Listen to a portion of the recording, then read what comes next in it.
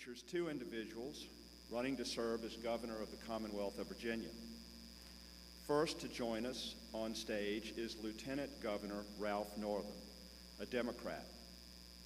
He earned his bachelor's degree from the Virginia Military Institute and a medical degree from Eastern Virginia Medical School. He practices pediatric neurology in Norfolk. Mr. Northam served as state senator from 2008 to 2013 and currently serves as lieutenant governor. Please welcome Ralph Northam to the stage.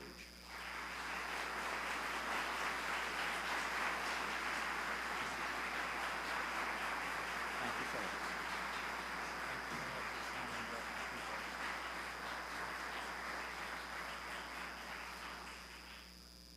Next on stage is Mr. Edward Gillespie, a Republican. He graduated from Catholic University and is a business owner and a Republican Party leader, serving as chair of the Republican National Committee from 2003 to 2005 and counselor to President George W. Bush from 2007 to 2009. Mr. Gillespie was chair of the Republican Party of Virginia from 2006 to 2007. Please welcome Ed Gillespie to the stage.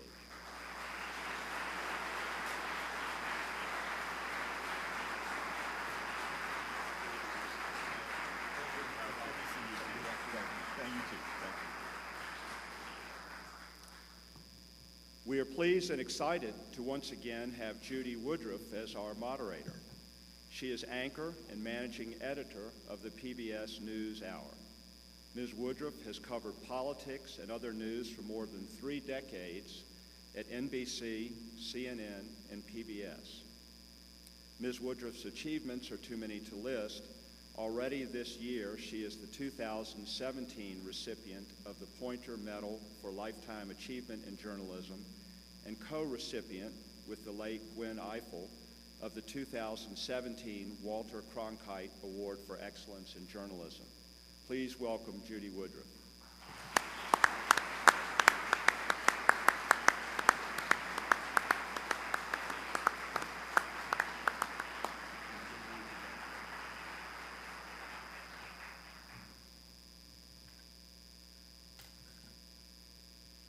Thank you, Stuart.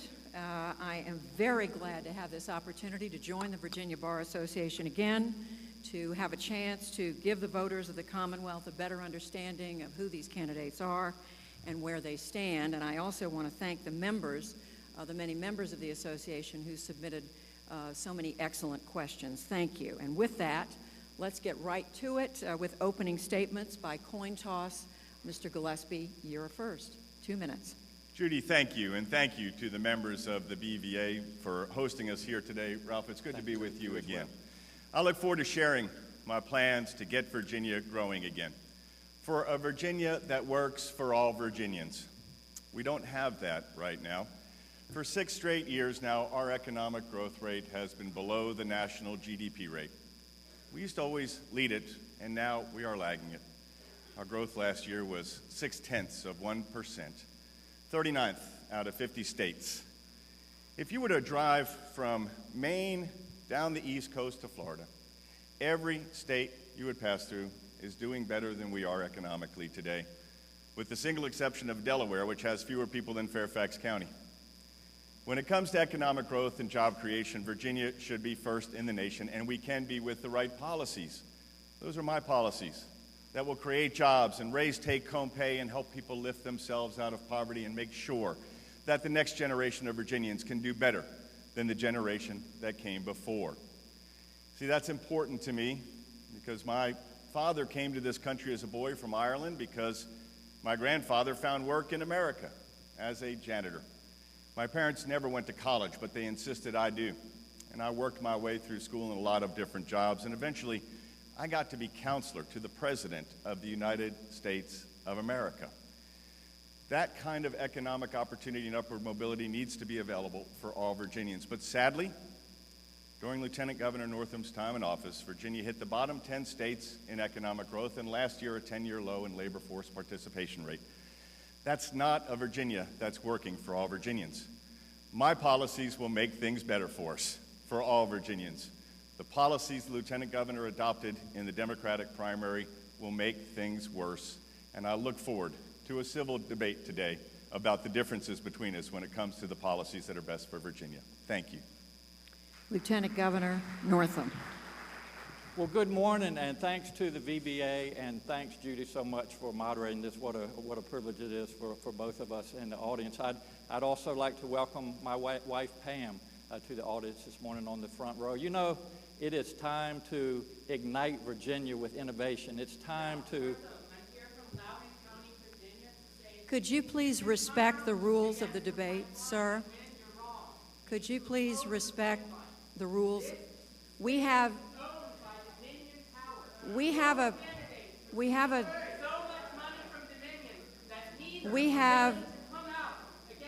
Sir, could you please respect the rules of the debate, please?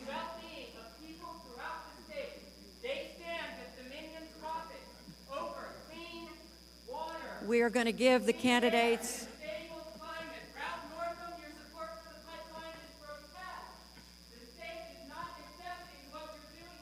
Thank you.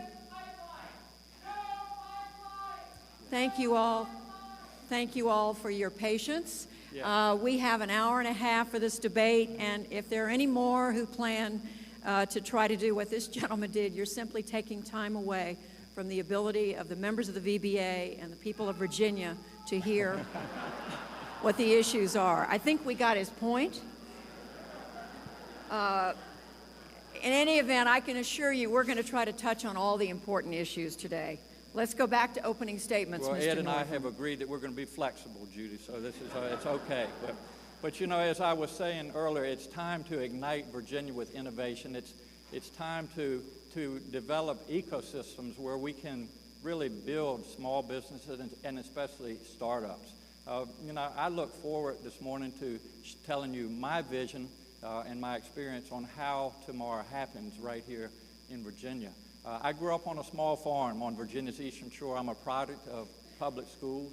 I've worked very hard during my life, but I've had some great opportunities. I graduated from Virginia Military Institute and then Eastern Virginia Medical School. I had the opportunity to serve in the United States Army for 8 years, taking care of wounded soldiers during Desert Storm. Pam and I have lived in Norfolk, and I have taken care of sick children and their families for over 25 years. We have raised two wonderful children. Aubrey, our daughter, is a web developer in Richmond, and our son, Wes, is a neurosurgeon down in Chapel Hill. You know, I have been privileged to serve in the Virginia Senate for 6 years. I passed the smoking ban in restaurants, and then as the Lieutenant Governor, I have had a wonderful relationship with Governor McAuliffe, building the new Virginia economy, bringing in 195,000 jobs to the Commonwealth of Virginia, over $16 billion of capital investment, and our unemployment rate has gone from 5.4 to 3.7%. It is the lowest that it's been in over 8 years. Can we do better? Absolutely. And I have a plan to build rural Virginia. You know, as a doctor, I'm a listener, and I hear people around the Commonwealth saying, I want a job that I can support myself and my family with. I want to make sure that my children have access to world-class education and my family's access to affordable and quality health care. I look forward this morning to sharing my vision with you on how we take Virginia to the next level. Thank you so much. Thank you both for your opening statements. And you both raise issues that we are going to get to in this debate. This race is about Virginia, but it doesn't occur in a vacuum. The eyes of the country are on the Commonwealth this year, watching to see how much of a factor is President Trump, who happens to be in the state today, in Norfolk. He often spends weekend days at his golf club in Northern Virginia. So I want to address him first. Lieutenant Governor Northam, just last month, you called the president, quote, a narcissistic maniac. My question is, given that, do you believe he's fit for office? And do you believe the Congress should consider impeachment? Well, thank you, Judy, and I stand by what I said. I believe that our president is a dangerous man. I believe that he lacks empathy. You need to look no further than his mocking of the journalists. That's all that I needed to see. And he also has difficulty telling the truth. and it happens again and again. As we say on the Eastern Shore, he lies like a rug. So yes, we do need to stand up to what's going on in Washington. His Trump care that would take 22 million people around the United States, especially those with pre-existing conditions. It would threaten their health coverage. His policy on pulling away from the Paris Accord. We have made so much progress in green energy, in renewable energy. His attacks on people like the LGBT community, on women's access to reproductive health care. All of these things are issues that we feel very strongly about as we watch what's going on in Washington. And my opponent has really stood there and said nothing about things like the Trump care that, again, would threaten so many Virginians from their care, and would also, it's just really a tax break for the rich on the shoulders of the working class. That's unacceptable. And finally, his travel ban. I have a lot of Muslim friends around the Commonwealth. They're living in fear. That's not the Virginia that I know. Virginia is diverse and it's inclusive, and that's the way it will continue to be when I'm governor of the Commonwealth. Thank you. Mr. Gillespie, response. President's in Norfolk today for the commissioning of the Gerald R. Ford, a aircraft carrier that was built here in the Commonwealth of Virginia, and building more ships and submarines in Newport News, dredging the channel in the port so that we can accept these Panamax container ships and continue to be the deepest port on the East Coast. We should be the busiest port on the East Coast to ensure that Norfolk remains the largest naval base in the world, to get more of our hard-earned dollars that we send to Washington for transportation spent in the Commonwealth of Virginia is important to us here. 20 cents of every dollar in our state GDP is a direct federal dollar. And I want to increase our private sector and grow it because it's been stagnant, like I say, for 6 years, and diminish the percentage of our economy that is reliant on direct federal spending. But for now, it is, and we need to have a governor who can work with the president, the vice president, the administration, Republicans in the House and the Senate, to make sure that we are protecting Norfolk, that we are getting our channel dredged, that we are getting more transportation dollars in Virginia. And when you hear the lieutenant governor, he calls his campaign the Resistance 2017. You know, what are you going to do as our governor? Call the White House and say, please put me through to the narcissistic maniac. We've got to get more of our ships and submarines built here in Virginia. I will work on behalf of the people of Virginia to make sure that we are creating jobs, raising take-home pay, and helping people lift themselves out of poverty. Mr. Northam, rebuttal. Well, thank you. And Ed, I would just say if the shoe fits, wear it. And I would encourage everybody to look up the diagnostic criteria for narcissism, and they'll see that it does come quite close to an accurate diagnosis. Newport News, which is where we build our submarines and warships, is our backyard, really. And I have a great relationship with those folks. And so as a veteran of the United States Army, I believe in carrying a big stick. So if President Trump will stick to his word and build up our military, that will be great for the Commonwealth of Virginia. If he will end sequestration, something that really was a deterrent, a detriment to our building our new Virginia economy, I'm all with him. But I will also stand up against the detrimental policies that he has. And Judy, in your question, you asked about impeachment. You know, we are blessed in Virginia to have two great U.S. senators, Mark Warner and Tim Kaine, and we have great congressmen. I have full faith in them, and if the impeachment process comes up, I think that they'll be able to handle that situation. Mr. Gillespie, to you on President Trump, it is the case that you have spoken little about him during this campaign. You did say this week that you thought you should work with him. You've said so just now.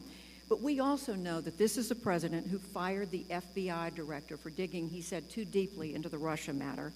He attacked his own attorney general, not over policy, but over recusing himself from the Russia probe. And then there are the veiled threats against the special counsel, Robert Mueller. And now there are reports the president is looking at pardoning himself or members of his family. You have not spoken about this. Now is your chance. Look, like I said, when the president is doing things good for Virginia, I'm going to work to make sure that we get those things done. I don't agree with everything the president says or tweets, and I've made that clear, but my focus is on Virginia.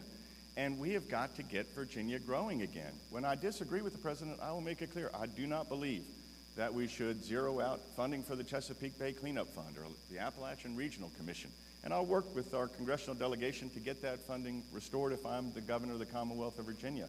But I will absolutely work with an administration and with a president and a vice president and the cabinet that has a significant impact on our economy in the Commonwealth of Virginia. Let me say it again, 20 cents of every dollar is a direct federal dollar in our economy from the federal government. In Hampton Roads, it's a lot more than that, Ralph, as we both know.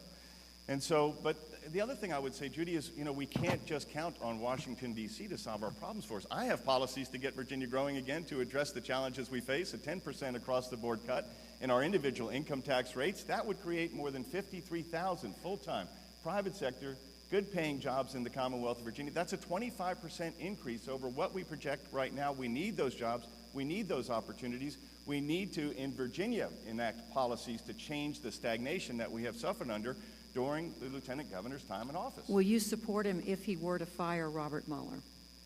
Judy, I don't, I understand, and I appreciate, and I respect, and I've seen your show, and I know that it's very focused on what's going on in Washington, D.C., but the fact is, I am very focused on what's going on in Virginia, and I think the people who are here, Virginians, want to know, what are we doing in our state government to make things better for all Virginians? And we're going to How get to are we going that. to address the college affordability?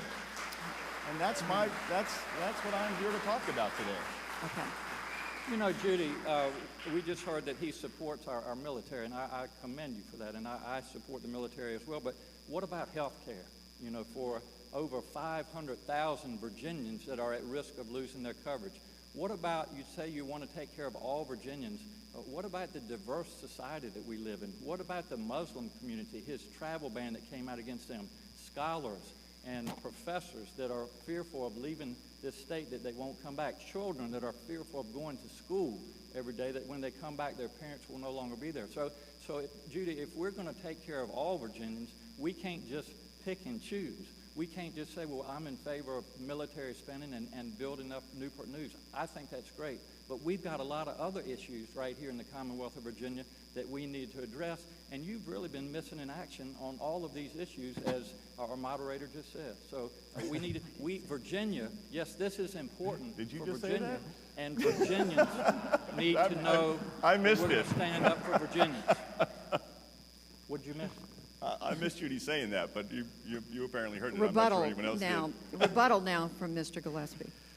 Look, let me just say this too in terms of the pause on refugee resettlement. When that came out, I said that we needed to accommodate the green card holders, and then later the White House did that, and I thought that was a good thing. Healthcare, Ralph Northam supports the Affordable Care Act, Obamacare, 100%. Says it's been good for the Commonwealth of Virginia. I was talking to a woman just a couple of weeks ago, Richmond. She provides the health care for her family, for her 2 young children, and for her husband. Under the Affordable Care Act, Obamacare, her premiums tripled from $400 a month to $1,200 a month. She could not afford to pay that. By the way, that was for a $10,000 deductible.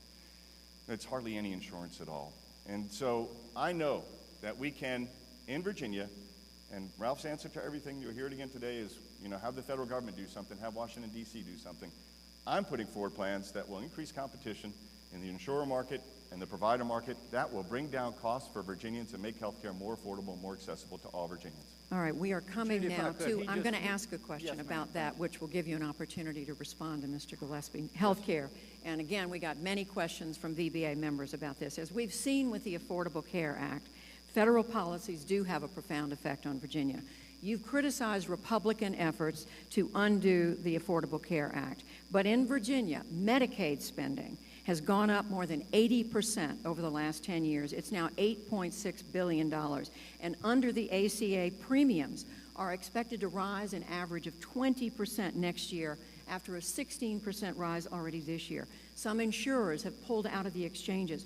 Aren't the critics right, Mr. Northam, that either on the exchanges or on Medicaid, the system is not sustainable? Well, first of all, Judy, and thank you for that question, and I do have a little bit of understanding of health care, and my opponent, Mr. Gillespie, just said that I'm 100% behind the Affordable Care Act. And I'm not sure which Wikipedia link you looked at, but I'm not 100% behind the Affordable Care Act. Are there some good things about the Affordable Care Act? Absolutely. And as a doctor, I will tell you, no more do we have to worry about pre-existing conditions.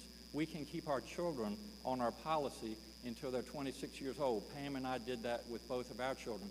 The emphasis on access to preventive care, the emphasis on access to mental health care, and by the way, we have a tremendous opioid crisis right here in the Commonwealth of Virginia, and the emphasis on access to women's reproductive care. These are all good things about the Affordable Care Act. Are there things that we can improve upon? Absolutely. And what I have called for is a bipartisan commission, and I will be glad to lead that, where we bring people to the table and talk about what's good about the Affordable Care Act and what we can make better. It's not brain surgery, so it's something that we can all do together. Judy, regarding Medicaid, the Affordable Care Act is not the reason that Medicaid spending is going up. There are a lot of issues. There are pharmaceutical prices. There are insurance companies that are making large profits. There are a lot of different things. We've made a lot of progress in Virginia on Medicaid spending by going to a managed care system. We also have the opportunity to expand Medicaid. Right now, we're giving over $5 million a day away to surrounding states who we're competing with. And I would tell you, as a business person and as a neurologist, anybody that wants to give their competitors $5 million a day should have their heads examined. Mr. Gillespie. The fact is, we are seeing the Affordable Care Act drive insurers out of the marketplace and make insurance less competitive, a less competitive marketplace. With Aetna and United leaving the exchanges next year, that will bring us to more than 50 localities with only one insurer. It has denied people our choice of doctors. It has capped people's working hours to 28 hours a week instead of 40 hours a week. It's one of the problems we have here in the Commonwealth. Too many Virginians working part-time who want to work full-time. I know a woman who has a unique eye condition and eye disease, and she lost the choice of the doctor who'd been taking care of her and treating her for this painful condition because of the impact of the Affordable Care Act. And the Lieutenant Governor is strongly supportive of expanding Medicaid. The cost of that to Virginians would be $2 billion a year. When you look at the states that have accepted the Medicaid expansion, it's crowding out further and further the ability for them to spend on things like health, education, transportation, law enforcement. Like you said, it's growing at about 8% a year. You know, we also need to make sure that people are able to get insurance by getting jobs and by getting employment and being able to afford it. And creating more than 53,000 full-time, good-paying private sector jobs is a good way to do that. The Lieutenant Governor and I have a different approach and a measure of success. He believes the more people we get on Medicaid, that is a measure of success and compassion. I believe the more people that we're able to get off of Medicaid into a good-paying job to provide for themselves and their families and know the dignity of work is a better approach to policy. We can take care of those least among us and also provide opportunities for them to provide for themselves. Mr. Northam, rebuttal. Yes, thank you. As far as the cost, and let's talk just a little bit, if we can, about what drives the cost of health care. First of all, we spend our resources on diseases and disorders such as cardiovascular disease, such as type 2 diabetes, such as cancers that are caused by cigarette smoking.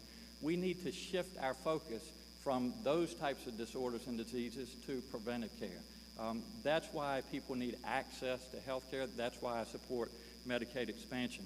We're also evolving from what I would call a quantity to an outcome-based system. In other words, I'm incentivized now by how many patients I see a day. We're moving to how healthy is the population that I take care of. That's very important. We've been working on that in Virginia. And finally, precision medicine, something that I am very excited about. Being able to say exactly what's wrong with the patient and how best to treat them through data collection and data analysis. We have a chance right here in Virginia to be world leaders in precision medicine. It's already starting in Northern Virginia. That will make our individuals in Virginia healthier, and it will also drive our economy by diversifying our economy. Thank you. Next question from Mr. Gillespie. Staying with health care, we've been talking about the Affordable Care Act. You've made it clear you do want to protect pre-existing conditions. You've talked about reducing the cost of premiums. Your Republican friends in Washington and the Senate right now face a tough question. They are looking at legislation. They've had a hard time deciding what to do. My question to you is, do you support simple repeal, replace within 2 years, as President Trump is calling for, and a number of Republicans? And if they do go on to replace, what should it look like? What plan out there is something that you could support? And beyond that, you've made it clear you don't believe in Medicaid expansion, but there are Republican governors, Sandoval in Nevada, Kasich in Ohio, who have taken Medicare expansion, and they say it's proven essential for their citizens who are elderly, who are poor, who have disabilities. Why are they not correct? Judy, I believe that the Medicaid expansion is not the right policy for the Commonwealth of Virginia. I think when you look at states that have done it, the impact that it's having on their budget, and that's before the full cost shift actually, away from the federal government more onto the states, is going to impose a greater burden. I ran for the United States Senate in 2014. I was the only candidate in the country who ran on a repeal and a replace, a specific plan to replace. I think you can still find it on my old website, but I'm running for governor now. edforvirginia.com is my current website. And I do think we should repeal and replace it in a way that does not punish us for being a non-expansion state, that does protect consumers when it comes to pre-existing conditions and certain entry points in the marketplace, obviously, and that holds down the cost to consumers of out-of-pocket expenses like premiums and co-pays and deductibles. But again, I'm putting forward a plan to address health care policy in the Commonwealth of Virginia at the state level. And part of that is addressing the opioid and heroin epidemic that we're dealing with right now. I talk to families all the time, and I know Ralph does too, who are dealing with this. We are losing 3 Virginians a day on average to opioid and heroin overdoses. We have got to address this. I have a plan to do that. My opioid and heroin addiction recovery plan and mental health plan is on my website, edforvirginia.com. We do need earlier intervention. We do need to spend a little money up front, save us a lot of money at the back end. Absolutely. That's something you and I can agree on, Ralph. Mr. Northam, respond. Thank you, Ed. And, I take care of a lot of sick children and their families, and nobody in this country, in the richest country in the world, should have to make a decision whether they take their child or a loved one to see the doctor or whether they stay home. So that's just immoral, and it's something that none of us should accept in the Commonwealth of Virginia. I want to talk to you just briefly about Medicaid expansion. As part of the Affordable Care Act, which again, there are a lot of things that we can approve upon, but as part of the Affordable Care Act, we are having the opportunity in Virginia, we have had since January of 2014, to bring in over $5 million a day back to the Commonwealth of Virginia. It will allow up to 400,000 working, and I would underline the word working, Virginians to have coverage that right now the only place that they have to go for medical care is the emergency room. And there's a time and a place for the emergency room, but it's not where preventive care takes place, and it is very expensive. So we need all Virginians to have access to health care if we're going to control the cost. And so finally, what I would say, just from a business perspective, and I started my medical practice in 1996. I know what it's like to start a business and grow a business. Every day that we don't expand Medicaid, we're not only leaving on the table, but we're giving away to surrounding states over $5 million a day. Since January of 2014, we've given over $10 billion to other states. And Time's up. My opponent mentioned the opioid crisis. Mr. Think Gillespie. about what those funds could do if we could bring them back to Rebuttal. Virginia. You get a rebuttal. Yeah, let's talk about attracting business to the Commonwealth of Virginia. The Lieutenant Governor thinks that it's by expanding Medicaid that's going to help us grow jobs and foster more startups and scale-ups. But the fact is, my policies of reducing taxes 10% across the board will foster economic growth among startups and scale-ups because small business owners do not pay a corporate income tax. They pay the individual income tax. Subchapter S, LLCs, sole entrepreneurs. We need to make it easier to open and grow a business here in the Commonwealth of Virginia. We can't keep hammering them with regulations, and so I'm putting forward a policy that says for every new regulation we promulgate, we'll repeal or modernize 2 old ones. Those policies will make things better for us. The policies that the Lieutenant Governor embraced in his primary to overturn our state's right-to-work laws, to support higher taxes and more regulations, to impose a cap-and-trade carbon tax emission regime on the Commonwealth of Virginia to drive up prices and make it harder to do advanced manufacturing, to more than have a mandatory doubling of our minimum wage hike, which we've seen the impact of killing thousands of jobs in Seattle and people at the lowest wages making $125 less a month. Is up. Those policies will make things worse for us. All right. Now it is time for Mr. Gillespie to pose a question to the Lieutenant Governor. Ralph, I know, and I promise you that was not one of my staffers here earlier today who was protesting. It's all good. Like I said, we're flexible. Yeah. But I do want to talk to you about the pipeline, and the fact is that obviously it wasn't clear during the course of your primary, but it is clear now, and with the environmental impact statement of yesterday, moving forward with that pipeline, I appreciate your coming to agree with that position that I've held consistently throughout this campaign. But I do want to, you're opposed to fracking, which is the source of the natural gas that's going to flow through the pipeline. Sure. And so what's the point of building an empty pipeline in the Commonwealth of Virginia? It's not just that we need the pipeline, we need the affordable, reliable source of energy as well. So I would assume you're in favor of fracking in Virginia. Is that what kind of your I support, I think fracking has demonstrated itself to be a positive impact on the economy. It's been safe, and it helps provide a reliable source of affordable energy. Well, I disagree with you on that, just to start off with. And to your point, the fracked gas is coming from out of state. Most of it is coming from Pennsylvania. I have been very clear on my position regarding the pipeline.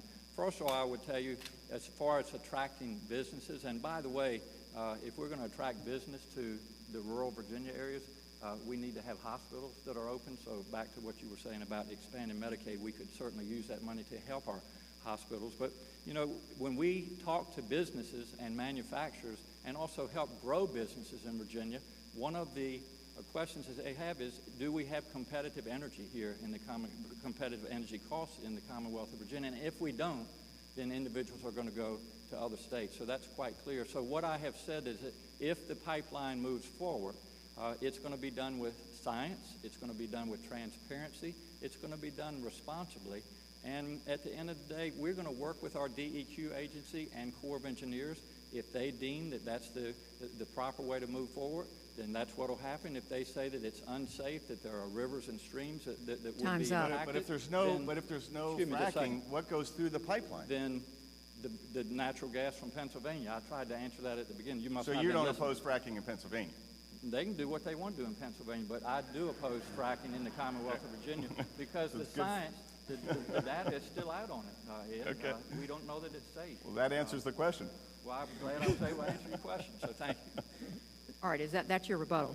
All right, now, the next... No, I get more than that for rebuttal. Okay, you get... Yeah. You get Look, energy policy is important here. Very important, and it's one of the areas where we have a clear difference. The Lieutenant Governor just talked about, he supports the Paris Accords and holding Virginia to the Paris Accords with the country out of it. Our surrounding states, none of the states are going to hold to the Paris Accords, and imposing that on the Commonwealth of Virginia and imposing a clean power plan and a cap-and-trade carbon emission limits on the Commonwealth of Virginia when other states are not, is not going to have an impact on climate change or air quality internationally. What it is going to do is it's going to result in fewer jobs in the Commonwealth of Virginia, and not just in coal country. Everywhere. Make it harder for us to foster advanced manufacturing, to attract new business formation here, to foster new business formation here, and it will hit hardest the poorest among us, who get hit hardest by rising electric bills and the cost of electricity. And I will fight not only for our coal miners and for our factory workers, but for the poorest families who get hit hard by skyrocketing electric bills under the kind of policies the Lieutenant Governor supports. My policies make things better. His will make things worse. Thank you. We will continue with questions from the moderator. This is all by coin toss.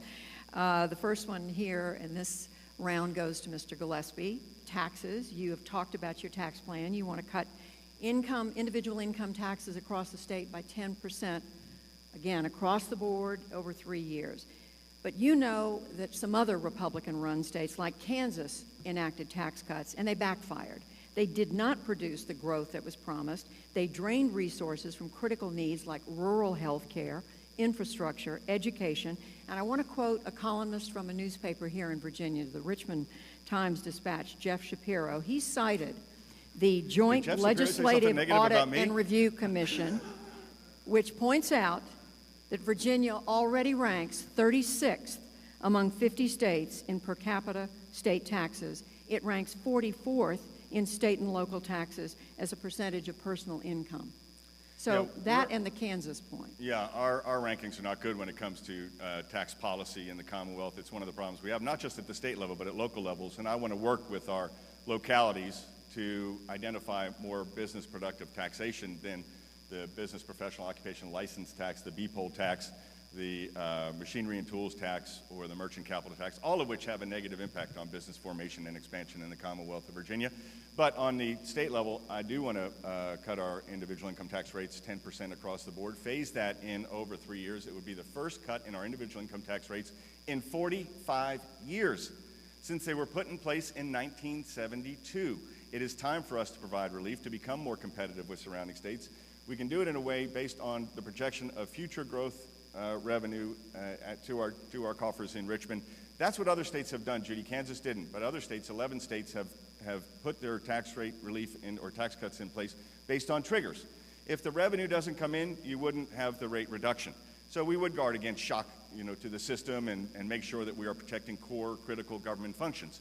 But the reason we've had challenges in our budgeting in Richmond over the past 3 years in terms of revenue shortfalls is because too many Virginians are working part-time who want to work full-time. We hit a 10-year low in labor force participation rate last year, and our economic growth is stagnant. And since the Lieutenant Governor was first elected to the General Assembly 10 years ago, we have shed 69,000 manufacturing jobs. We're trading out high-paying jobs for low-paying jobs. All of that results in less revenue. We've got to create good-paying jobs. Mine will create 53,000 full-time, good-paying private sector jobs. That will help us with revenue. Mr. Northam, response. Well, thank you, Judy. And you mentioned the revenue shortfall, and I think if you've kept up with the latest news, we just announced we had a surplus of $132 million. That'll make the tax relief easier. That's good news for the Commonwealth and help of with Virginia. tax cuts, too. Now, I started my business in 1996, a medical practice with 30 other pediatric subspecialists. I know all about taxes, and I know that we need a system that is fairer, that is simpler, and that's more progressive and fiscally responsible for the Commonwealth of Virginia.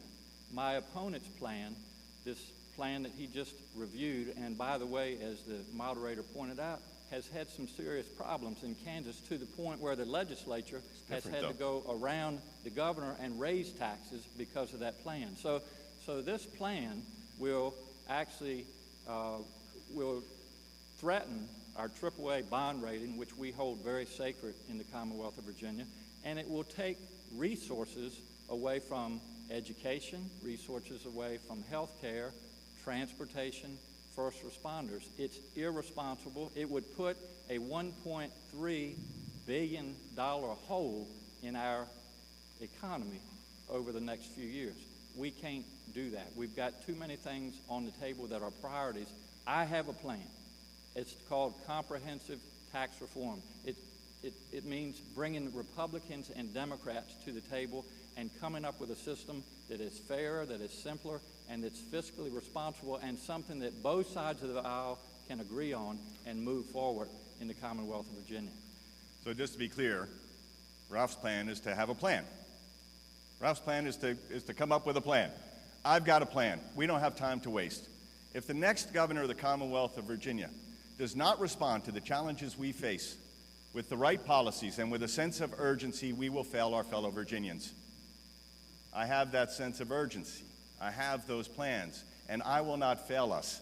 We've got to hit the ground running. We are stuck, and the only thing that's going to get us unstuck is by changing our policies.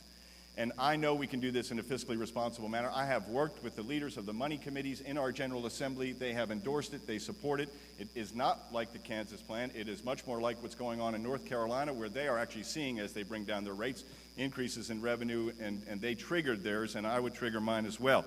It would not jeopardize the AAA rating. In fact, it would foster 53,000 plus full-time, private sector, good-paying jobs all across the Commonwealth of Virginia. That is a 25% increase over current projections. Okay.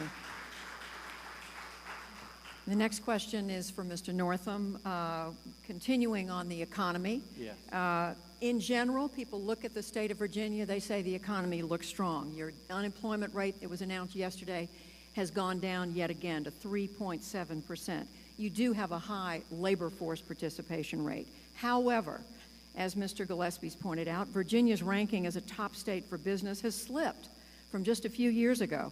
Forbes magazine, CNBC have both said this. Forbes attributes it to higher business costs.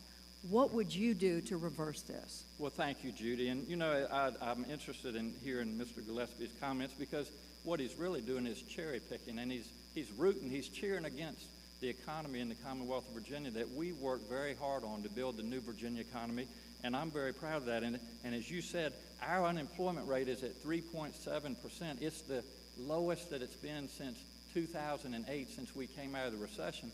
And I believe, Mr. Gillespie, I saw a clip of you that when you were campaigning for Mr. Romney, that you all were so proud that their unemployment rate in Massachusetts had come to 4.7. So what's the deal with not showing us any love? 3.7 is a whole percentage point less than 4.7. So, just be kind. We're working hard. And, to hear him talk, the economy is going to hell in a handbasket. It's not. We're doing good things. We planted great seeds in some very fertile soil here in the Commonwealth of Virginia, and we're on a good trajectory. How can we make it better? As was said earlier, we have always been very dependent on the military and government contracting, and we always will be. But the jobs, and this is key, the jobs of the 21st century are in what we call STEAM-related areas: science, technology, engineering, the arts and math, things like cybersecurity, unmanned aerial systems, artificial intelligence, data collection, data analysis. Those are the jobs. So once we know what the jobs of the 21st century are, how do we prepare the workforce? We've worked with our colleges and universities, making them more affordable. We have the community college system, apprenticeships, even increased emphasis. Time is up. I'd rather have Mr. Gillespie, but even increased emphasis at the high school level on vocational and technical training. Good things are happening here in the Commonwealth of Virginia. I'd rather have a low unemployment rate than a high unemployment rate any day. But as Tom Perriello pointed out in your Democratic primary in the race to the left, he said, the unemployment rate is not as significant in terms of measuring the impact of the economy or the benefits of the economy as it used to be, because it's capturing a lot of part-time workers who want to work full-time. It's capturing a lot of people who are working in lower wage jobs than they want to be working in, not commensurate with their degrees. It is not measuring the fact that we've been swapping out high-paying jobs for low-paying jobs for a decade, and it doesn't capture the fact that what contributes to that, too, is the fact we hit the lowest labor force participation rate in a decade last year. We've got to get good-paying jobs going on here in Virginia. The fact is, for the past 3 years, more people have moved out of Virginia than into Virginia. That had never happened before, since we started collecting that data in 1978. And now more people are moving out than moving in, and a lot of it are people who are unable to find opportunities here. A lot of our young people graduating from our high schools and colleges and community colleges and universities unable to find a career path here in the Commonwealth of Virginia. A lot of retirees moving to states that are more attractive to them with their tax rates. And so we have got to fix this. And nobody's running down, look, one thing, Ralph, obviously you and I are both running for the governorship of the Commonwealth of Virginia because we love it. Yes, we do. And I want to make it better. And I'm not running down, I'm saying we are not where we should be. When you are 39th out of 50 states and you should be number one in the country, we are not where we should be, and I will get us there. Mr. Northam, you have a rebuttal. Well, thank you, Judy. And one of our challenges in Virginia as we bring skills to jobs is college affordability. Pam and I raised two children, Wes and Aubrey. One went to UVA and the other went to William & Mary. We've got to make sure that the American dream is there for all Virginians. And so one of the things that I have done is realize that the jobs of the 21st century are not really what we call blue or white collar. They're new collar jobs, and that means that you don't necessarily have to have a 4-year education to get a good high-paying job in Virginia. So I have a plan. It's called the G3. Get skilled, get a job, and give back. This allows individuals in Virginia to go to our community colleges or an apprenticeship cost-free with the understanding that once they become certified, they'll give back a year of service, a public service, in the Commonwealth of Virginia. I had the United States Army support my education, and everybody needs some skin in the game. So I encourage you all to go to my website and look up the G3 program, get skilled, get a job, and give back, and it will help drive this economy. Thank you. Thank you. Now it is your turn, Mr. Northam, to pose a question to Mr. Gillespie. I want to know where these pipeline people came from, Mr. Gillespie. There's quite a coincidence. Just kidding. I promise you, they didn't come from my side. No, you have to have a sense of humor in this business. So, Ed, one thing I think that we can agree on is that the less unplanned pregnancies here in the Commonwealth of Virginia, the better. And so something that I have worked on is really increasing access to what we call LARCs, which are long-acting reversible contraceptives. We know that these are the most effective and safest forms of contraception in 2017. So I was able to obtain $6 million a year of what we call TANF money. It didn't come out of the general fund, and that was to be used to increase access and also to educate providers on how to implant these devices. The implantables obviously go into the skin, and then an IUD is inserted into the cervix. But so I had $6 million last year and then this year in the budget that was non-general fund money. And my question to you is, would you support such a budget amendment? Well, I would look at that, Ralph. I would tell you that obviously a woman who is dealing with an unplanned pregnancy, any women dealing with that are dealing oftentimes in crisis and deserve our love and our support and our compassion. I believe that, Virginia, we should be the most adoption-friendly state in the country. There's more we need to do to improve our foster care system. As you know, we are very, very low in terms of people and our young people in foster care being able to get permanency. We've got to improve that. I do believe in terms of, for example, and have said publicly that I believe that oral contraceptives, the pill, according to the College of, you would know better, the OBGYNs Association, they said, I think about 10 years ago now, that there's no reason for the pill to be a prescription drug, and it should be available over the counter. I would support that. I think it should be behind the counter, but over the counter. And as for the $6 million, I will take a look at that and dig deeper into that TANF money and get back to you with an answer. But I'm not familiar with it. I'll be honest with you. I'm not familiar with your language that you put in there, nearly as familiar as you are with it. Right. Mr. Northam, yes, rebuttal. thank you. And, I would just emphasize, when you want to take care of all Virginians, and we're going to have an open-door policy in Virginia and welcome people to the Commonwealth of Virginia, reproductive freedom really equates to economic freedom. And so we need to really let women across the Commonwealth of Virginia make a decision of what's best for her body. And what I have stood up against in my 10 years in Richmond are the continued attacks on access to women's reproductive health care, starting with the transvaginal ultrasound bill, which put us on late-night comedy shows. Then we had the TRAP laws. And then we had the personhood bill that I know you're familiar with, Mr. Gillespie. And our people on the Republican side say that these types of legislation are to make it safer for women. No. They're to shame a woman in a decision that is constitutionally their right and should be made between the woman, her partner, and her provider. So it's time. There is no excuse in the Commonwealth of Virginia that legislators, most of whom are men, continue to tell women what they should and shouldn't be doing with their bodies. That has to stop in Virginia. All right. All right, now we're back to moderator questions, and again, by coin toss, we turn to Mr. Northam. And just to be clear, I was going to ask a question about the pipeline, but just to be clear, you are for these pipelines going through the state of Virginia. Is that correct? As I said, Judy, I'm for responsible placement of the pipelines. It protects our environment, and if they are deemed safe and responsible and environmentally responsible, then and we do that through agencies that we have in place, the DEQ and the Corps of Engineers right here in Virginia. So if they deem them safe and responsible, then the pipelines will move forward, and I will certainly support that. If they don't, then I will not support it. And the final point I want to make, Judy, is that, I think anybody that stands up and says, I'm going to make the pipeline happen or I'm not, is really pandering, because at the end of the day, this is a federal project.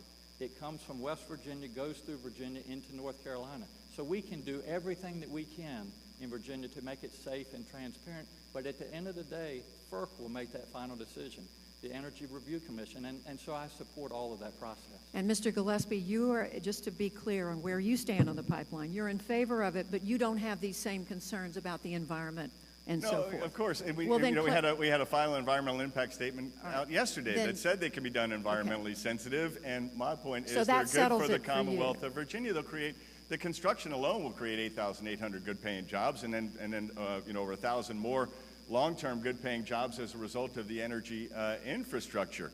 But I support them. Now, we're going to comply with all of the federal laws in the process of doing that, but I think they're a good thing for the Commonwealth of Virginia. And the Lieutenant Governor has finally gotten there with his primary behind him now, and I'm glad that he's there. But when you don't support the source of the energy, that's going to flow through it, to me, it's a little baffling, but I get it. It's in Pennsylvania, okay? But, you know, we need energy, affordable, reliable energy in the Commonwealth of Virginia, and I think that the pipelines are a positive thing for us. Judy, if I could just make a quick point, and it's all about being safe and responsible and also protecting people's property rights. I agree with that. We have eminent domain laws here in Virginia, but I'm the only person in the administration that has communicated with the DEQ and actually written a letter to the DEQ asking them to change the permitting process from what we call a blanket permit to a site-specific, and they followed my lead. So I'm doing everything I can in Virginia to promote business, to promote jobs, but I want to do it in an environmentally safe way. All right, we did that one in a shorter round because the two of you had already discussed the pipeline at some length. Mr. Gillespie, the next question goes to you first. And again, this is something I got a lot of questions from the VBA members submitted on, and that's transportation. 4 years ago, Republican Governor Bob McDonnell, whose campaign you chaired, won approval of a plan for road maintenance, highway construction, and mass transit funding, especially in the Hampton Roads area and in Northern Virginia. Now, you've criticized your opponent for supporting that measure, specifically the tax increases that financed it. My question is, was that measure good for Virginia? And as governor, how would you finance transportation? Yeah. Let's be clear. I didn't criticize him for the transportation, but what I criticize him for is a long record of supporting tax increases in the General Assembly and everywhere else, for that matter. I'm glad you cleared that up. Not just I had a lot of my supporters in the General Assembly voted for that package. My friend Bob McDonnell obviously led the charge on it. The Lieutenant Governor voted for it as a state senator. People voted their districts on that bill, and I respect that.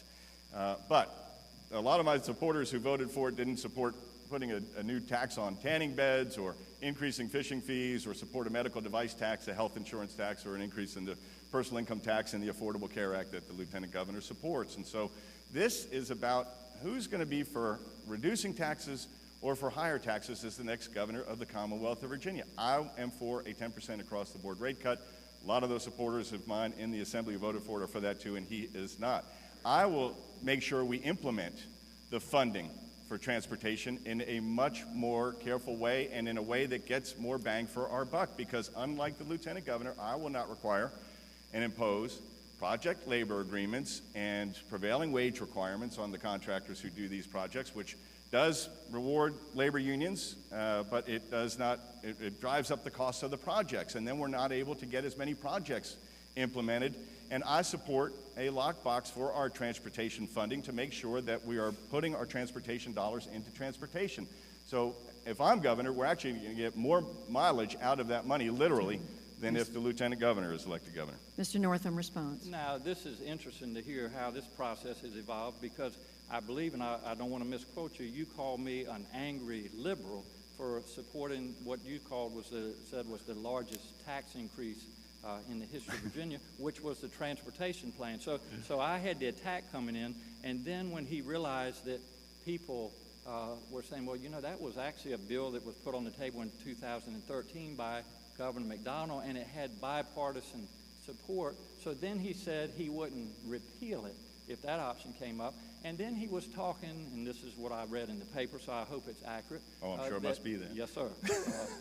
That he was talking to a Republican colleague in Virginia Beach, and after that conversation, Mr. Gillespie said, well, if you all support it, I support it. Now, I know you lawyers like to use terms, and I guess we would call that duplicity. But on the Eastern Shore, where I'm from, we call it talking out of both sides of your mouth. And we don't need people that stick their finger up and see which way the winds are blowing. We need people that are firm in what they believe in. And I will tell you, as a business owner, having supported the ports, having supported Dulles Airport, there is nothing more important than transportation as we build the new Virginia economy. And I hope Governor Bilal's in the audience, but you know, we hadn't had any new revenue for transportation since 1986. Now we have billions of dollars coming into the Commonwealth of Virginia, and I suspect every one of you, when you drove to the homestead, used some of the new roads that we're funding with this. So transportation is important. Up. And yes, I was proud in a bipartisan way to support the 2013 McDonnell transportation plan. Transportation is an issue everywhere in the Commonwealth. Everywhere I go, I talk about transportation. You know, we say when you're in Southwest Virginia, it's an hour between towns. When you're in Northern Virginia, it's an hour between towns, but the towns are 5 miles apart. It's something we've got to address in both places, and we've got to get the most out of our transportation dollars. And as I noted, I will implement the funding for transportation much more effectively than will the Lieutenant Governor, because I will not impose government-mandated project labor agreements with the labor unions or prevailing wage requirements, and that drive up the costs of these projects, and therefore we can do fewer projects. I'll make sure we spend that money more efficiently, get that money out the door. I've also got a transportation plan I will be unveiling this summer. Detailed plans, go to my website, edforvirginia.com. You can see my detailed policies. Unlike the Lieutenant Governor, you can see press releases there. On mine, you can see plans, and transportation will be one of them. But we will get bang for our buck, more mileage out of our money with my approach to transportation funding than with the Lieutenant Governor's if he's elected. That's a fact. Right. Now, next question for Mr. Northam. The two of you, I think it's fair to say there's a pretty large divide between the two of you on social issues. One of them has already come up. But, Lieutenant Governor, you have said you personally oppose the death penalty, yes, as does Governor McAuliffe. But he recently declined to stop the execution of a man who was deemed mentally ill by a psychiatrist, even as the daughter of one of the men he murdered opposed the execution. Would you have acted differently from the governor? Yeah, thank you so much for that question, Judy. Excuse me. And you know, I admire Governor McAuliffe, and that was probably one of the most difficult decisions that he has ever had to make. And he looked at it. He really looked at the records, and he did what he thought was in the best interest of the Commonwealth of Virginia. So I commend Governor McAuliffe for doing that. I do not agree with the death penalty. I support life in prison without parole. And I would also say that I have a tremendous sympathy in my heart for people that go through these tremendous tragedies. And so we certainly need to support them as well. But I think what we need to look at as a society is how we keep people from getting to the point where they commit these heinous crimes. And so I have a plan to interrupt that high school or that school to prison pipeline, and I have outlined that. But one of the things that we need to do is very simple, and it talks about criminal justice reform. It is things like increasing the felony larceny from 200 to 500. Someone could pick up a cell phone now and be charged and end up with a felony. So things like that need to be looked at. I also think we should really take better care of our adolescents. They're being put into detention centers. We're stopping that. We're keeping them in communities where they have counselors and mentors. And then finally, something that, you know, my father's a judge, as most of you all know. He's always said, Ralph, why is Virginia spending $67 million a year to enforce marijuana laws? We really need to sit down at the table and look at decriminalizing marijuana and then being able to use marijuana for medical purposes. So a lot of things we need to do for criminal justice reform, and I do have a plan for that. Mr. Gillespie. I was not critical of the governor for his decision, and made clear that in my view, you know, this is one of the powers of our governorship. I mean, all the authority of the governorship obviously has a big impact on the future of the Commonwealth we love. But, you know, when it comes to this responsibility, it's a very somber, serious responsibility. I do support the death penalty in cases where we've had heinous crimes, and it's something that I would weigh very carefully. Mental health would be a factor in a decision as to whether or not to grant clemency in that case. But I don't have the information that the governor has at his disposal in making that decision. That's information essentially only the governor has at his disposal, and so I'm not going to second guess him on that. I think there are some things where we ought to set aside some partisanship and understand that this is a solemn responsibility of the governorship and one I would treat that way. On law enforcement issues, there are, you know, my policies will make us safer as a Commonwealth. For example, we just talked about, heinous crimes. We had a heinous crime up near me in Northern Virginia not too long ago where a young woman, 17 years old, celebrating, we're in the midst of Ramadan, was beaten to death, 17 years old, with a baseball bat by someone here illegally. And I do believe that we should make sure we do not allow for the establishment of sanctuary cities in the Commonwealth of Virginia, and as governor, I would sign a bill to ban it. The Lieutenant Governor cast a tie-breaking vote against that. up. I don't think that makes us safer in the Commonwealth of Virginia. I think that's a significant difference between us in this election. Mr. Northam. Well, I think the sanctuary city law that I did break the tie on was just another example of K Street political ploys.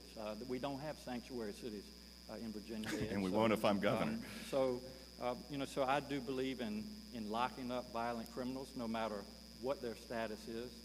I also believe in allowing our local law enforcement agents to do their job and not interfere with what ICE is doing. And then finally, when we talk about immigration reform, we need Congress to do its job and to do comprehensive immigration reform that would deal with a lot of these issues. I want to go back to how we prevent our children from ever getting to the point where they would commit a heinous crime, because if you look at their histories, they've had tough lives, most of them. They've not had the opportunities that some of us have had, and something that I feel strongly about as a parent and as a child neurologist, Judy, is early childhood education. And I have worked very hard to make sure that all of our children in Virginia have access to pre-K. It's a time where they're very impressionable, and I remind people that if one family has the means to send their children to pre-K and another doesn't, that's really what starts the gap between the haves and the have-nots, and so we need to give all of our children in the Commonwealth the same opportunity. Next question for Mr. Gillespie, and again, you've just begun to touch on this, and that's immigration. Virginia does have a growing Hispanic population. We know all politicians are for protecting the borders, for going after any illegals with serious criminal records. But President Trump goes much further than that. He has vowed to deport millions of undocumented workers, and the fate of some 12,000 dreamers here in Virginia who came to the United States as children and largely were protected under President Obama and his policies, their fate is now uncertain. There are governors who are saying they're going to challenge President Trump legally on this. Would you join them? Judy, I'm proud to be the son of an immigrant to this country. My father came here, like I said, as a boy from Ireland because his father was able to find work as a janitor. But he came here legally, processed through Ellis Island. And I always say Jack Gillespie was born in Donegal, Ireland, but he died a great American, buried in a veteran's cemetery alongside my mother, Silver Star recipient for his adopted country. And I know that we can be a welcoming Commonwealth, but a secure Commonwealth at the same time. And we do have to enforce our immigration laws, and I do not believe that cities or counties should be free to pick and choose what laws they can enforce and declare themselves a sanctuary city. I agree we don't have any, but we should make sure we don't ever. And to say we should lock them up, yes, but we should also, if someone is here illegally and they commit a violent crime, we should cooperate with the federal government and they should be deported. We have had in Northern Virginia, I was out with on a ride along with the Northern Virginia Gang Task Force just this week, earlier this week. We've had 8 MS-13 related murders in Northern Virginia since November, almost one a month on average. And the greatest danger posed by not enforcing illegal immigration policies and for allowing for sanctuary cities, for issuing state driver's licenses to people who are here illegally, the greatest threat of criminal activity by illegal immigrants is in the immigrant community itself. They are the ones most victimized, and I will make sure that they're protected and safe. Mr. Northam. Well, the question was about the Dreamers Act, and children that have grown up and gone to our schools in Virginia, I do believe should have access to our universities and colleges and have access to in-state tuition. So I have supported that in the past, and I always will. I wanted to just touch briefly on this travel ban. And Ed, I travel around. I've been to Dulles Airport, and I've watched the fear on those individuals' faces. I've talked to families that are living in fear because of the fear-mongering that's coming out of Washington right now. And you have really been missing in action on that issue. And I talked about my point about the green cards earlier, Ralph. One of the things that really bothers me as a veteran, I served during Desert Storm. Iraqis were by our side, helping not only with intelligence, but also interpretation. It is wrong for the United States of America to turn their backs on the very individuals that help protect our freedoms. I won't let that happen as the next governor of the Commonwealth. And finally, I'd like to say that Terry McAuliffe just vetoed his 120th piece of legislation that discriminates against things like women's access to reproductive health care, discriminates against the LGBTQ community, and discriminates against immigrations. We live in a very diverse society. That means that Virginia has to be inclusive. Our lights have to be on. Our doors have to be open. We will welcome people to the Commonwealth of Virginia as long as Ralph Northam has anything to do with it. Rebuttal, Mr. Gillespie. Well, I don't. A couple things. Look, and if you could address the Dreamer question. Well, let's do that right now because I disagree with Ralph on this. Look, I know that people who, young people who are here by virtue of a decision their parents made, they're here for no fault of their own. I sympathize with that. I empathize with that. But we have scarce tax dollars, and we have a hard enough time getting people who are here legally and who are citizens of the Commonwealth of Virginia access to affordable public college educations. And, if someone, by the way, who's grown up in Virginia 15 years, had their heart set on going to one of our great public colleges or universities, and their parents move out of state to another state, they didn't make that decision either, but they're not going to be able to get in-state tuition. And to give in-state tuition and slots to illegal immigrants and spend our scarce taxpayer dollars on that instead of on students who have a hard enough time getting into our colleges and universities and getting access to that in-state tuition. We just have a fundamental disagreement. My heart goes out to folks, but you've got to make tough decisions as governor, and I don't think that's the right use of our taxpayer dollars, in all honesty. So would you end the DACA, the Dreamer program? What are you saying? I've talked about what I can do in the Commonwealth of Virginia. I'm running for the governorship of the Commonwealth of Virginia. That's where we have a policy interface. So would you challenge, if the president goes ahead with ending that program, would you challenge? It's a federal policy. The Attorney General, I guess, could look at it. I don't think, our Attorney General nominee would. But no, that would not be my intention.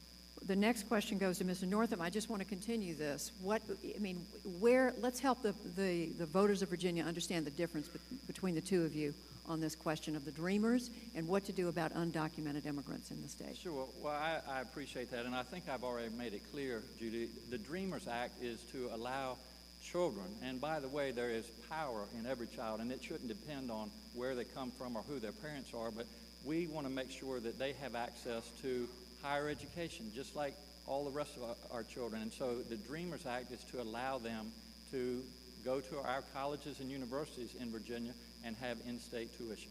Now, college affordability, if you want to talk about that, is something that's important, and I have a plan. And one of the reasons, Ed, that we have rising cost of higher education is because the General Assembly has underfunded our public universities and colleges. And so, some of them, like University of Virginia and William & Mary, are actually less than 10%. And so we can't continue on that trajectory if we want to talk about college affordability. And as I said earlier, I have a plan on the table to help individuals into higher education through 2 years of free community college. That's called the G3 program. Going back to immigration status, Judy, I have been very clear on that. I think that anybody that commits a violent crime should be locked up. It doesn't matter what their status is. I think that local law enforcement officials should be allowed to do their job. ICE should be allowed to do their job. And finally, as Ed just mentioned, we need comprehensive reform with immigration. And that's something that is a federal issue and something that the Congress needs to take up. So, Mr. Gillespie, I guess I'm just asking the two of you to clarify further what your differences are on this, on immigration. He is for in-state tuition for illegal immigrants, and I am not. And that's it? And I believe our local jurisdictions should comply with federal law when it comes to cooperating with the federal government when an illegal immigrant here commits a crime, and should not just lock them up, but should cooperate with the federal government for them to be deported.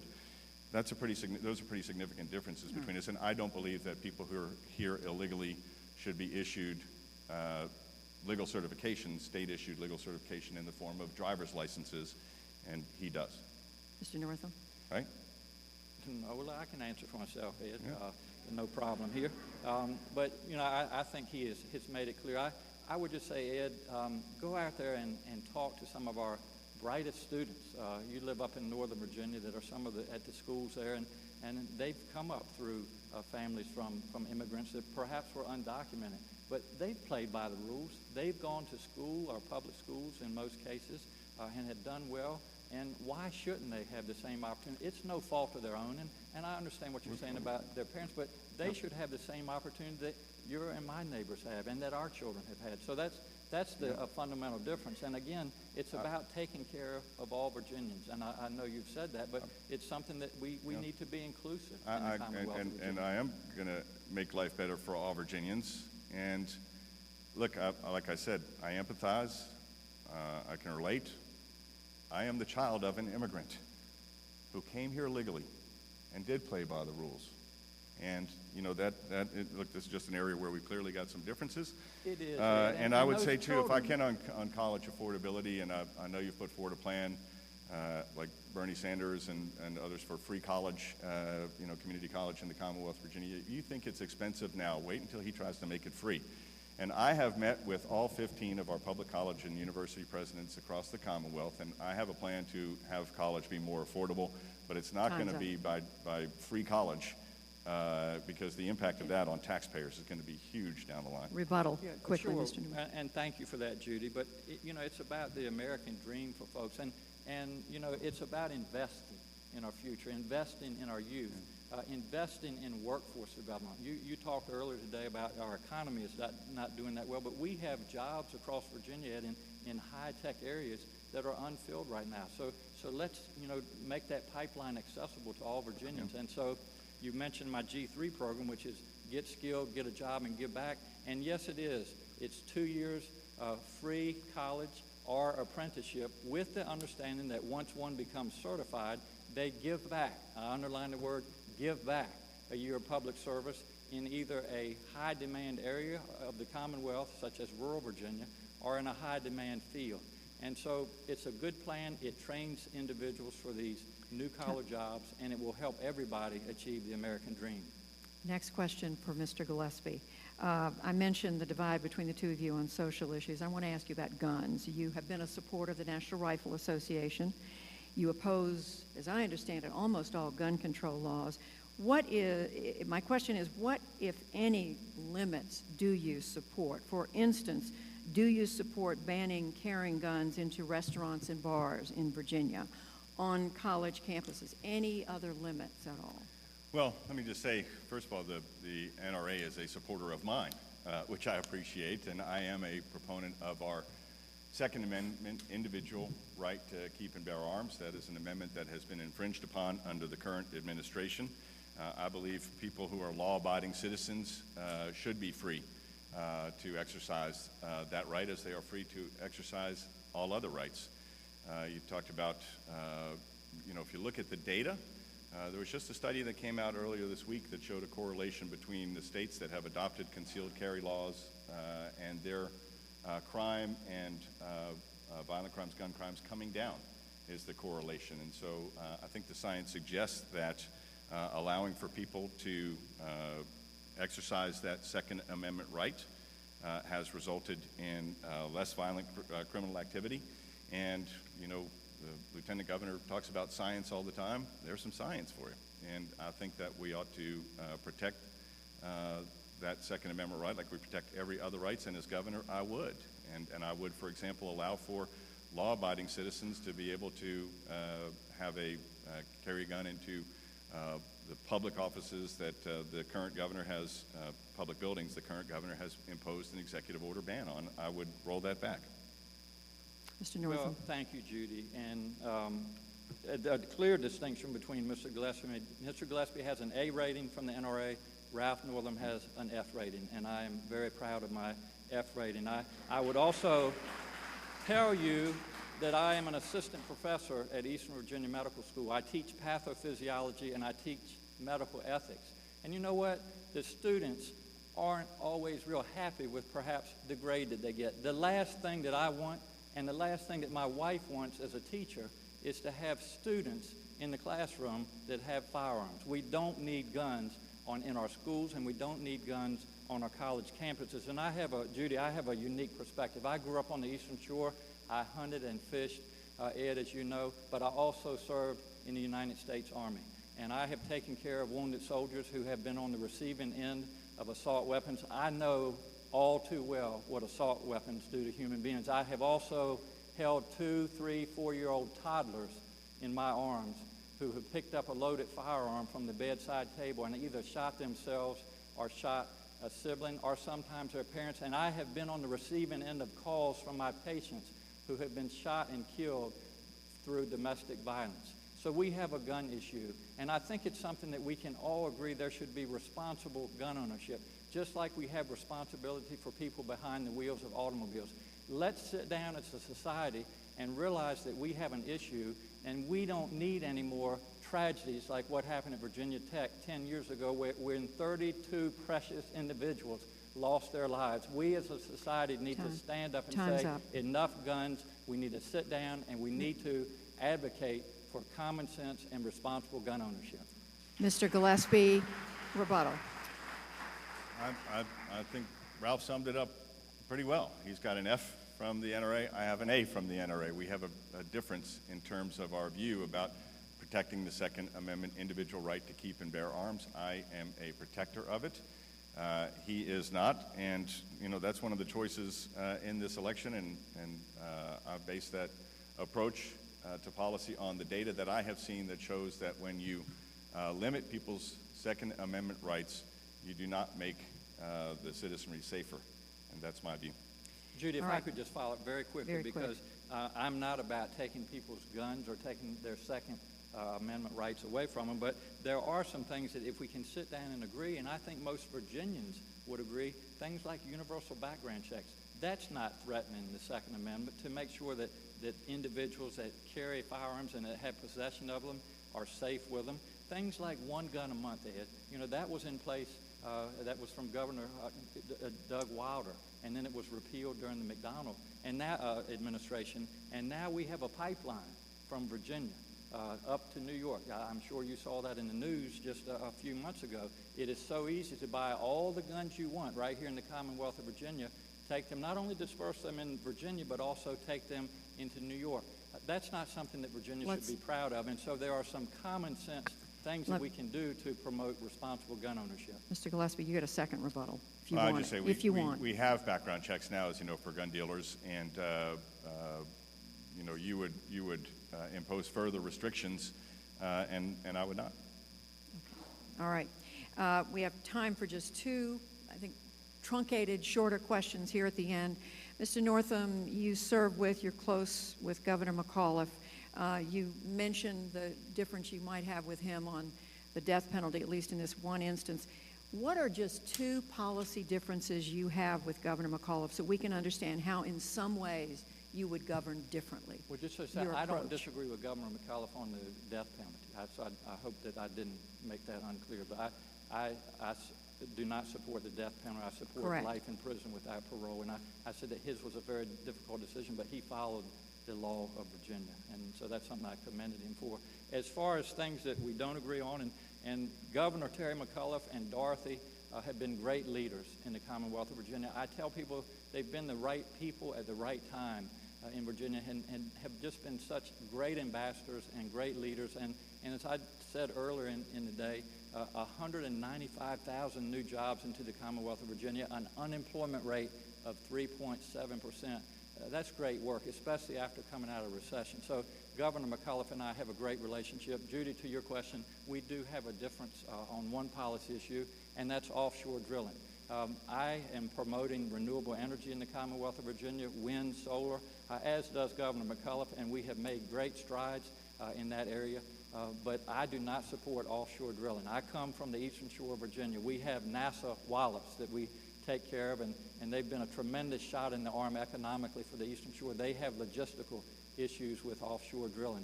We have the military, the United States Navy, that trains off of our coast. We need to do everything that we can to keep them in the area. We have aquaculture on the eastern shore of Virginia, the growing of clams and oysters, which is a $75 million industry. So I am opposed to offshore drilling. I've been outspoken about that. Terry's not, and that's something that we can work through together. Mr. Gillespie. All the things I disagree with Terry McAuliffe on? How much more time do we have in this debate? Do you want to just pick up? No, do you just want to pick up on the offshore drilling question? That's yeah.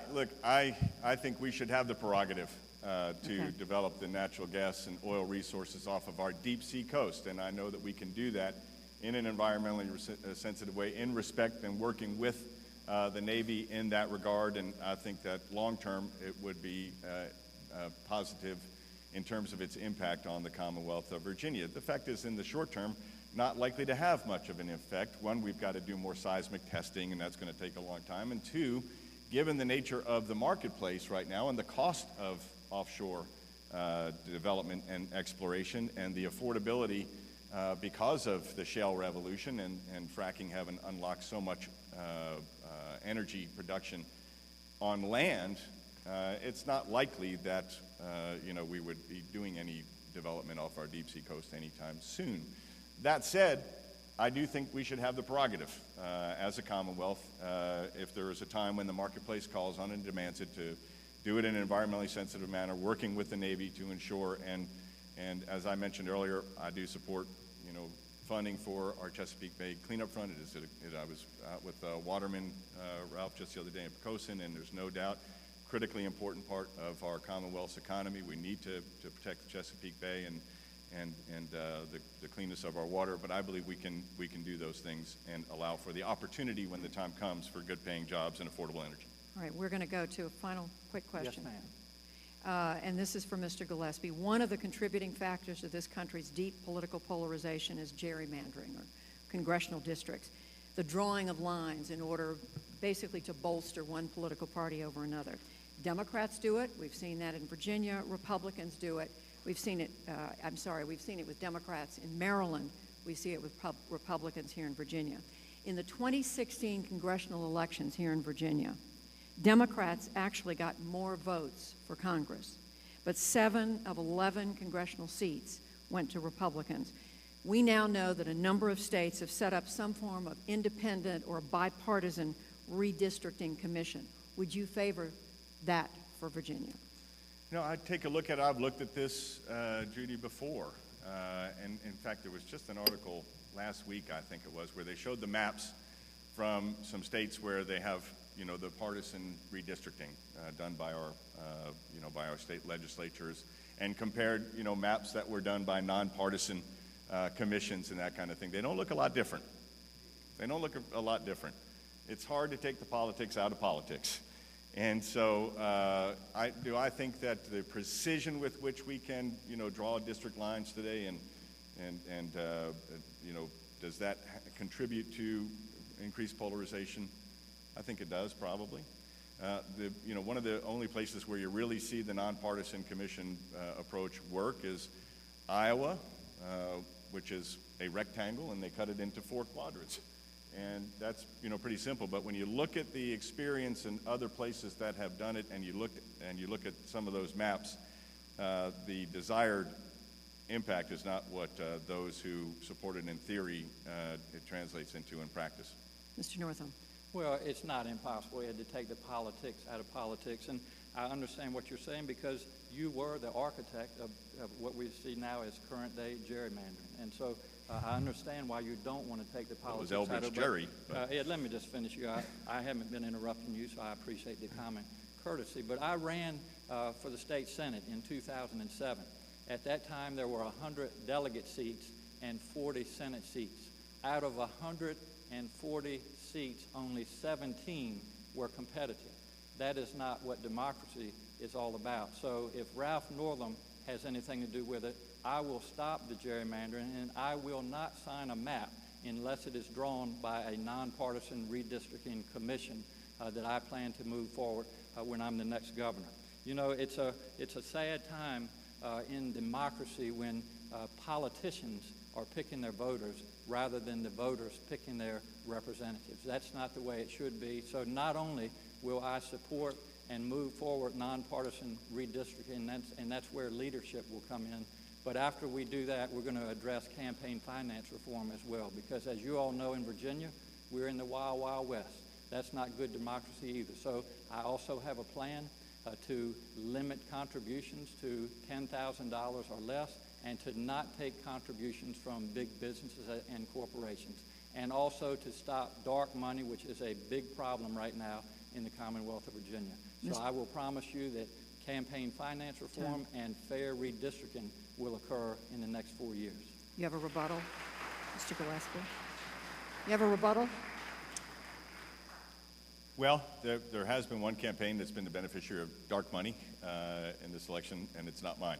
I do support campaign finance reform as well. I think it is time for the Commonwealth that we ban personal use of campaign funding and campaign accounts for our legislators, and I've put that forward as part of my transparency and campaign finance reform plan. I don't think that people who are in public office right now holding one job should be able to use the money that they raise for that job to run for a different job. That makes it harder for those who aren't holding office, elected office, to be able to compete in the political process. And so I put forward what I call the FAITH Act, the Fairness, Accountability, Integrity, Transparency, and Honesty Plan for all Virginians. You can go to my website, edforvirginia.com. It's one more of my specific plans. And the first thing I would do upon taking office as the governor of the Commonwealth of Virginia is enact an executive order that bans all gifts to me, to my family, to all of my political appointees. And I think that would be beneficial for us. All right, time for closing statements.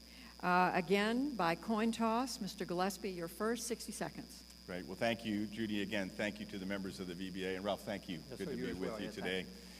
Look, we had a clear discussion about which path we're going to pursue in the Commonwealth of Virginia. Are we going to pursue higher taxes and more regulations, compulsory unionism, and overturn our right to work laws, impose cap and trade carbon emission policies on the Commonwealth of Virginia, have government mandated increases, for example, more than doubling our minimum wage, and the effects that would have on job creation and opportunity here in the Commonwealth? Or are we going to cut taxes 10% across the board in a responsible manner to create more than 53,000 good-paying private sector full-time jobs in the Commonwealth, a 25% increase? Look, at the end of this next governorship, it's not just about the next 4 years.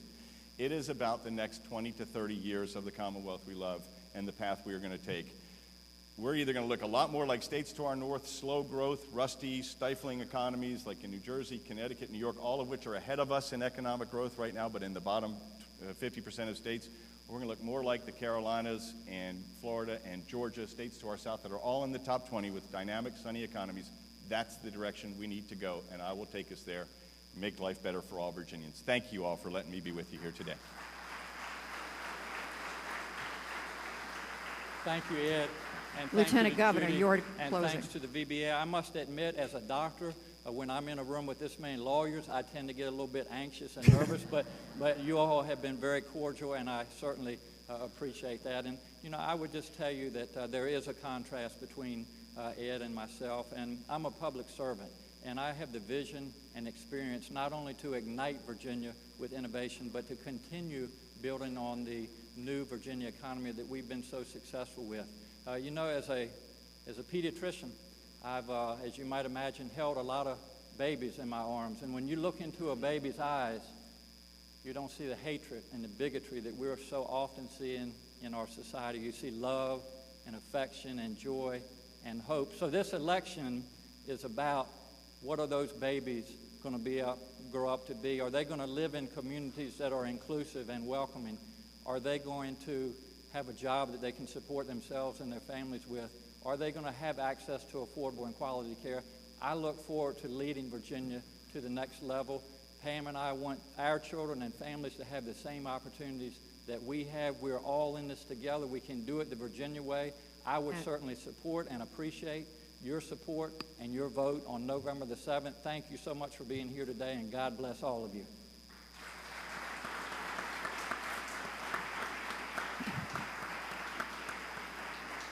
And that concludes this first debate between Lieutenant Governor Northam and Mr. Gillespie. I'm going to turn the program back over to the Virginia Bar Association and its President-elect, Stuart Thomas. Mr. Thomas.